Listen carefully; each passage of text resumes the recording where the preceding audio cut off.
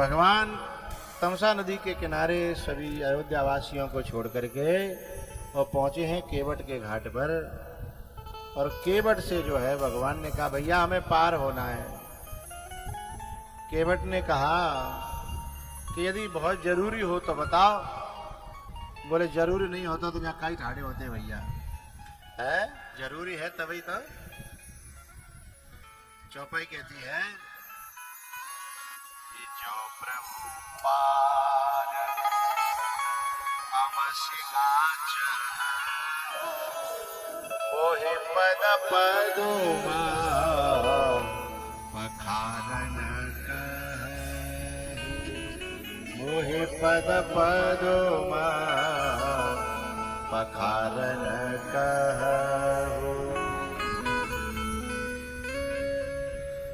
जो प्रभु पार अवश्य चाहु मोहि पद पदुमा पखारन कहु।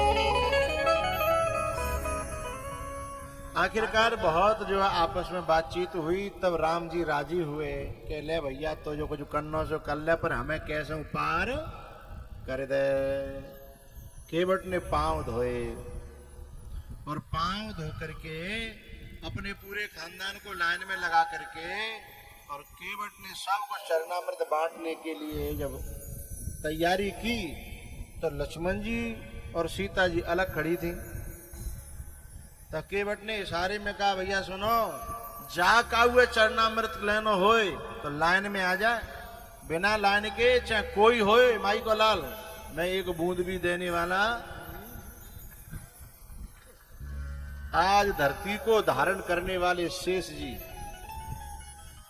लाइन में लगा दिए हैं और सीता जी उद्भवस्थित संहार कारणीम क्लेश हारणीम सर्व श्रेयस करीम सीताम लाइन में लगा दी। न तो हम राम बल्लवाम, ऐसी सीता जी को जो संहार कारणीम क्लेश हारणीम सर्व श्रेयस करीम कहां लगा दी लाइन में। तो जब भगवान का भक्त की भक्ति जब चरम सीमा पर पहुंचती है ना, तो धरती का भार सहन करने वाले शेष को भी वो लाइन में लगाने की क्षमता रखता है। सीता जी बोली लक्ष्मण जी तो क्या इरादा है। लक्ष्मण जी बोले लेनो है तो लगन पर है, क्योंकि आज घाट जाको है, आज हमारी से हमारा घर नहीं है, हमारी पंचायत नहीं है। सो लाइन में लग गए हैं, चरणामृत दिया। उसके बाद नाव में चढ़ाया तो नाव को जो है इधर से उधर, उधर से इधर, इधर से उधर घुमाने लगा।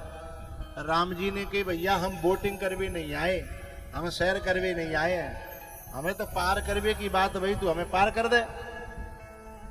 केवट ने बड़ी प्यारी बात कही, भगवान आपे हमने सुनिए कि वनवास भयो है। बोले हाँ भयो है। तो बोले तुम्हें तो 14 साल काटनी तो होते हैं, चाहे नाम में काट ले चाहे जंगल में काट ले, तुम्हें जल्दी काय की पड़ी है, हैं? तुम्हें क्या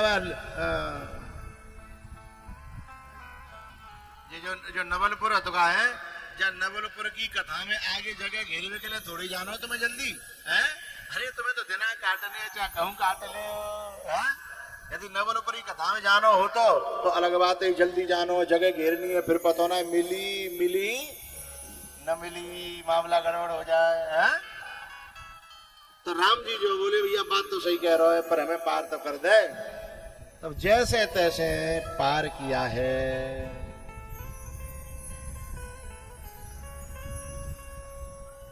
उतरी ठाड़ भय सुर शरीरे था, उतरी ठाड़ भय सुर शरीरे था। राम जी के मन में बात आई कि जा कछु दे याद कैसे दिया जाए, कछु लाए तो उतना घर ते बांध के, हैं? हम तो वहां फकीर बन करके आए, तापस बेस विशेष उदासी और 14 वर्ष राम वनवासी, कछु लाए ना। और ये बात सीता जी 1 मिनट में समझ गई। एरी मैया अपने पति के मन में जो बात आती है उसे तुम समझ जाती हो कि नहीं समझ जाती हो? हैं? समझ जाती तो हो। और जिया लगवाते काम आओ कि नहीं आओ, देव कि नहीं देव, समझ भले ही जाओ। हैं? लेकिन मजा ले कि अंगूठी को छोड़ो 1 किलो ले जाए। हैं? लल्लू को पापा जरूरत पड़ रही हो, समझ भले ही जाएंगी, पर 1 कील भी ले नहीं जा सकता। लेकिन सीता जी ने तो तुरंत जो है मणि मुदरी मन मुदित उतारी, खींच के नहीं, गाल फुला के ना उतारी कि ले जाओ, जही पे तुम्हारी नियत खराब है, मुझे पता ही, अपना तो सब छोड़ आए अयोध्या में, दे दो अपने भैया ने के दे रहे हैं, लो जी और रहेगी तो ले। ऐसे कोई नवलपुर की होती तो जरूर कहती है, जलेसर की होती, मेहरारा की होती है, चाहे खाड़े की होती, तुरंत कहती ले जाओ। हैं? जही पे तुम्हारी मिस बात नहीं तो समझ रही नियत खराब है। लेकिन सीता जी क्या कह रही है? मन चलता रहा, मणि मुदरी मन मुदित उतारी, गुस्सा हो के नहीं, खींच के नहीं, मुदित मणि मुदरी मन मुदित उतारी, पियहिय केशिय जानन हारी। जैसे ही राम जी केवट को देने लगे, केवट ने कान पकड़ ले, भगवान ये क्या कर रहे हैं, ये क्या कर रहे हो? अरे मैं गरीब जरूर हूं पर इतना गिरा हुआ नहीं हूं। हैं? चाहे तपस्वी समझ लो, चाहे भगवान समझ लो कि मैं तपस्वियों से ले लूं अथवा भगवान से भी ले लूं, मैं इतना गिरा हुआ नहीं हूं। गरीब होना अलग बात है और गिरा हुआ होना, बोलो बोलो, अलग बात है। गरीब यदि जमीर जिंदा है ना, तो भले ही गरीब हो, वो गिरा हुआ नहीं है। लेकिन जिसका जमीर मर गया है, वो भले ही अमीर हो लेकिन वो गिरा हुआ है। आया ना? बोलो तो करो भाई, बोलो नहीं तो ताली बजा दो, करो, मेरी समझ में आ जाए कि तुम्हारी खोपड़ी में बात बैठ गई है। जिसका जमीर गिर गया है, भले ही अरबपति हो खरबपति हो, वो गिरा हुआ है, गिर गया है। और जो एक बार गिर जाए, छत पे नहीं, ट्रैक्टर पे नहीं, तो नजरों से समाज की अथवा खुद की नजरों से जो गिर जाए, नजरों से जो गिर जाए, मुश्किल ही संभल पाए, नजरों से जो गिर जाए, नजरों से गिराना ना, चाहे लाख सजा देना, नजरों से गिराना ना, चाहे लाख सजा देना, नजरों से जो गिर जाए,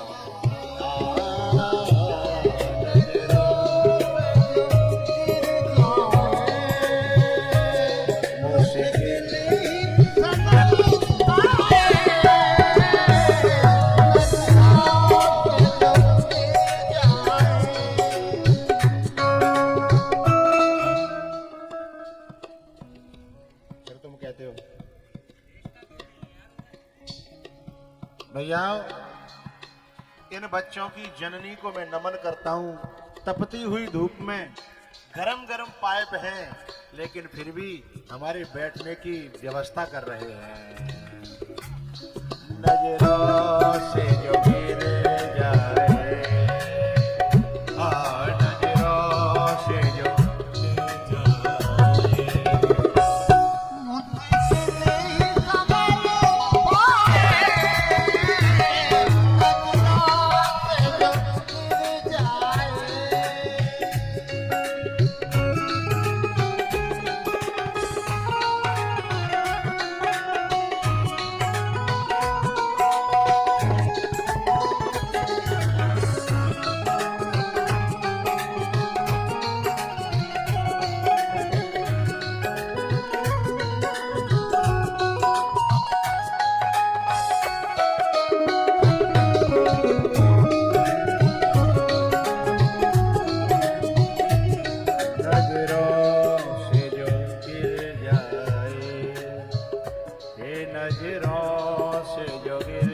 जाए, मुश्किल ही संभल पाए, नजरों से जो गिर जाए,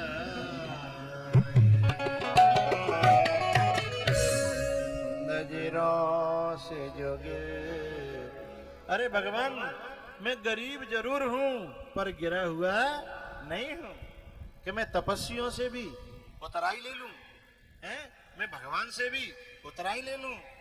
मैं गिरा हुआ नहीं हूं भगवान, मेरा जमीर जिंदा है। भगवान ने कहा अपनी खातिर नहीं तो हमारी खुशी की खातिर ले ले, कैसे हम करके ले ले, नहीं तो हमारे मन में बड़ा संकोच रहेगा। जब ज्यादा जिद की भगवान ने, तब केवट कहता है लाओ लाओ मुझे दो।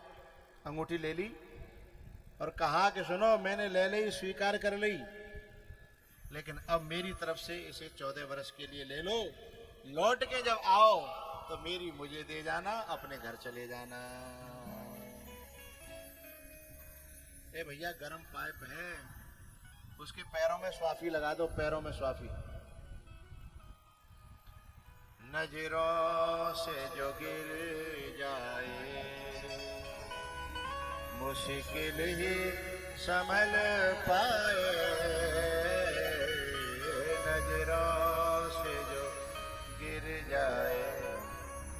मेरा एक मशवरा है कार्यकर्ताओं के लिए, हाँ काम करो बढ़िया, मुझे अच्छा लग रहा है, एक टैंकर ला के पाइपों पे पानी छिड़क लो, है ना। हाँ, तो केवट ने भगवान से कहा कि 14 वर्ष बाद जब जाओ तो मेरी मुझे लौटा देना, जब तक मेरी धरोहर रखो। अब केवट जब घर गए हो ना तो घरवाई बहुत लड़ी कि इतनी कीमती चीज, इतनी बढ़िया चीज है और तुमने सेखी में आके लौटा दी है। अरे हमारे यहाँ धरी रहती तो हमारी पीढ़ियां देखती कि हमारे यहाँ भगवान काउ दिन आए, कम से कम स्मृति के रूप में धरी रहती। बहुत देर तक केवट से लड़ती रही। केवट ने बाद में कही तेरी बात पूरी है, जा तो मैं कह चुका हूं। बोले है गई मेरी पूरी? बोले मैंने वो सदा के लिए ना दी, मैंने वो 14 वर्ष के लिए दी है, वापस लौटेंगे तो हम ही दे जाएंगे, ये मेरा वादा है। फिर बोले दही क्यों है जब तुम्हें लई थी? बोले दही क्यों है कि हम केवट की जाते हैं, हम पे कहीं भजन पूजा पाठ हो तो ना है, हम पे भगवान का नाम लिया जाता नहीं है, भगवान का स्मरण होता नहीं है, तो रे जाते का लेना देनो। बोले 14 वर्ष तक भगवान जब जब अंगूठी देखेंगे तभी हमारी याद करेंगे, और जब भगवान जिसकी याद करें तो फिर हमें भगवान की याद करने की जरूरत नहीं है। तब जो है केवट की घरवारी बोली अब ठीक है, अब समझ में आ गई, तुम्हारी बात उचित है, उसमें कोई गड़बड़ी नहीं है। उसके बाद भगवान जो है ऋषि मुनियों से मिलते हुए चित्रकूट पहुंचते हैं। इधर सुमंत जी महाराज क्या करते हैं, खबर पहुंचाते हैं अयोध्या और दशरथ जी का मरण हुआ। भरत जी ने आकर के दाह संस्कार क्रिया करी है, और दाह संस्कार क्रिया करके फिर भरत जी से सभी लोगों ने प्रार्थना करी, एक काम करो कि तुम्हारे भैया ने पिता की आज्ञा का पालन किया है तो आप भी पिता की आज्ञा का पालन करो।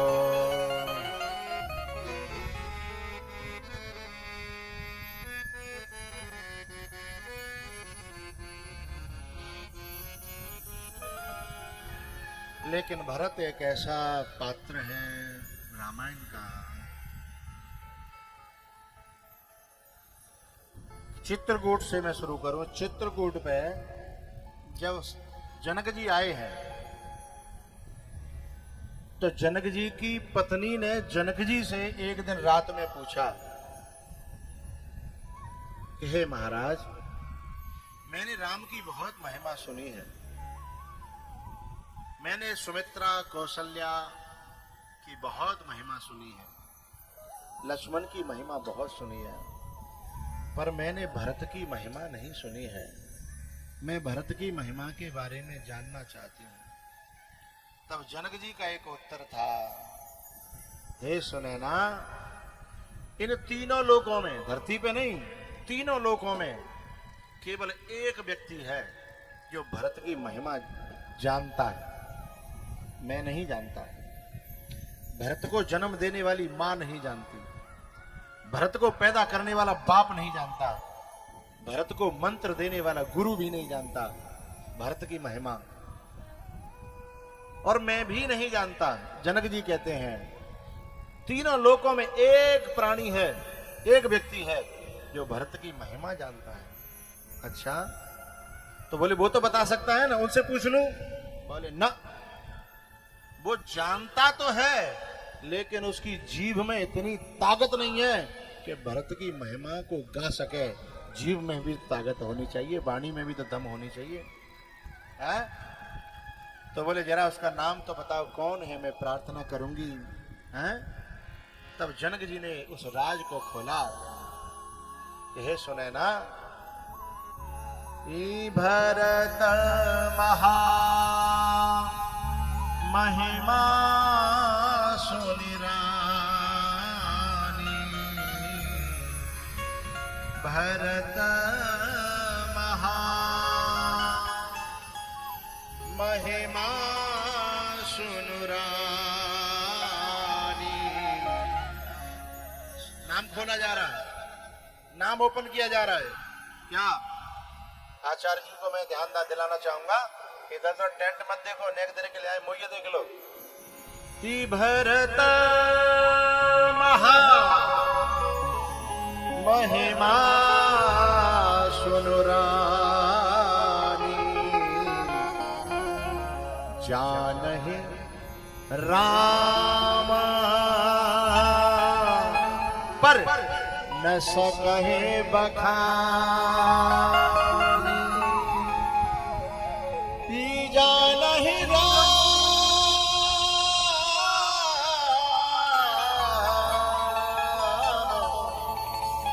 न सकहे बखानी, भरत महा महिमा सुनुरानी। बस जानहि राम,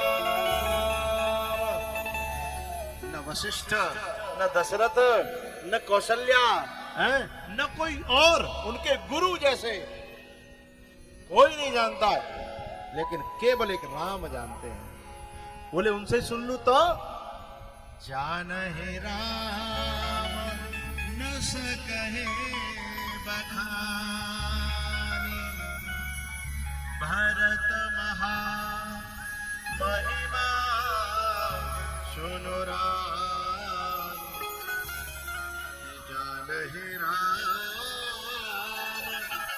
न सकहे बखानी। वशिष्ठ जी महाराज ने भरत से कहा कि बेटा, तुम्हारे पिताजी ने तुम्हें आज्ञा दी है। भरत जी ने हाथ जोड़ करके कहा, गुरु जी बुरा मत मानिएगा, क्या मेरे पिताजी की दिली इच्छा यही थी जो तुम करवा रहे हो मुझसे, जो मुझसे तुम आज्ञा दे रहे हो? क्योंकि मैं तो अनाथ हूं, मेरा पिता ऊपर चला गया और मेरा दूसरा नाथ राम वो वनवास चला गया, मैं तो अनाथ हो गया। लेकिन अब तुम चाहो तो मुझसे कुछ भी करवा सकते हो, पर मैं पूछने का अधिकारी तो हूं। मेरे बाप की क्या हार्दिक इच्छा यही थी कि मेरा भैया बन चला जाए और मैं राजगद्दी पर बैठ जाऊं? वशिष्ठ जी की आंखें भर आई। बोले बेटा, दिली इच्छा तो नहीं थी। बोले दिली इच्छा नहीं थी तो इसे आज्ञा कैसे कह सकते हो? दिली इच्छा नहीं है तो फिर आज्ञा कैसी? अरे किसी की कनपटी पे पिस्तौल धर के कोई कहे कि ऐसा बोलो, तो क्या उस व्यक्ति की आज्ञा हो जाएगी? अरे मुंह है उसका, आज्ञा तो किसी और की है जिसके हाथों में पिस्तौल है? ये आज्ञा मेरे बाप की नहीं, ये मेरी माँ की है। और सही बताऊं गुरुदेव, ये आज्ञा मेरी माँ की भी नहीं है, ये आज्ञा उस कुबड़ी, उस मंथरा की है। जिसने मेरी माँ को अपने चंगुल में लिया और माँ ने मेरे बाप को चंगुल में लिया, और इस सारे षड्यंत्र का शिकार मेरा भैया हो गया, मेरी माँ जानकी हो गई, और अब मुझे भी आप लोग करना चाहते हो। गुरुजी, आप जो आज्ञा दोगे ना मैं वही करूंगा, पर मेरी एक आखिरी इच्छा तो पूछ ले, मेरे मेरे मेरे दिल की बात तो पूछो मुझसे। गुरुजी बोले, बोलो बेटा, अब तुम जो कहोगे ना वही होगा। हमारी बुद्धि तो धर्म तक सीमित है, पर हमें लगता है कि तेरी बुद्धि धर्म से ऊपर परम धर्म को टच कर रही है, परम धर्म को ग्रहण कर रही है। तब भरत जी ने कहा, मेरी माँ जो कहेगी मैं मानूंगा, मेरे बाप की आज्ञा पालन करूंगा, मेरे गुरुजी की आज्ञा पालन करूंगा, पर मेरी एक इच्छा है, बिनो देखे रघुनाथ पद जियगी जरने न जा।